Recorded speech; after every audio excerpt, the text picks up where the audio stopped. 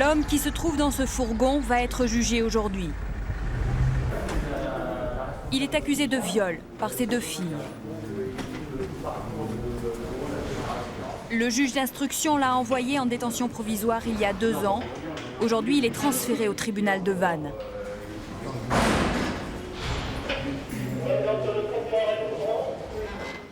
Son procès devant la cour d'assises va durer 2 jours.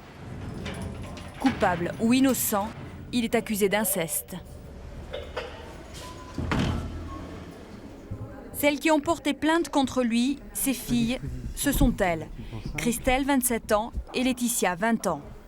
Moins d'1 heure avant le début de l'audience, leur avocat leur fait visiter la cour d'assises où va se dérouler le procès de leur père. Christelle et Laetitia ont mis du temps à révéler ces viols. Elles ont parlé 15 ans après les faits. Policiers, juges d'instruction, médecins, psychologues, experts, 2 ans d'enquête s'en sont suivis, avec parfois l'envie de tout abandonner. Alors aujourd'hui, pour elle, c'est un peu le jour J.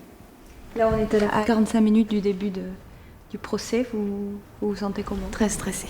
Très stressée. Ouais, très stressée. Comment ça s'est passé ce matin? Vous vous êtes réveillée et vous vous êtes dit quoi? J'ai essayé de pas trop y penser, moi. J'ai essayé de passer tout mon week-end sans trop y penser, mais c'est vrai que c'était dur, très dur.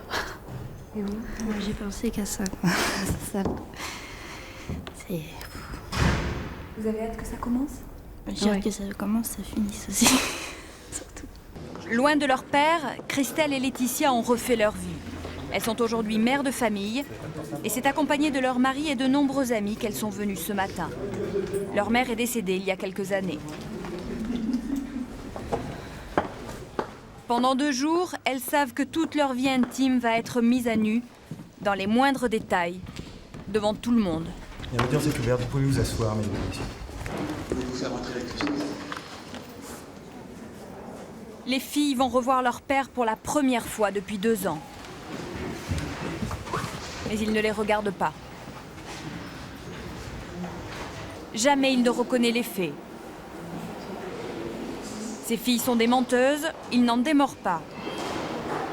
L'audience dure 2 heures et pendant 2 heures, il nie. L'audience est suspendue pour 15 minutes.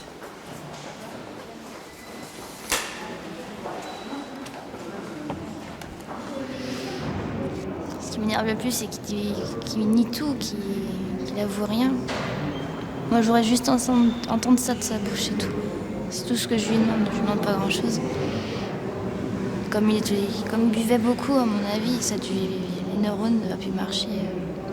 Et s'il admettait qu'il vous avait fait ça, vous lui pardonneriez? Non, je ne pardonnerais pas.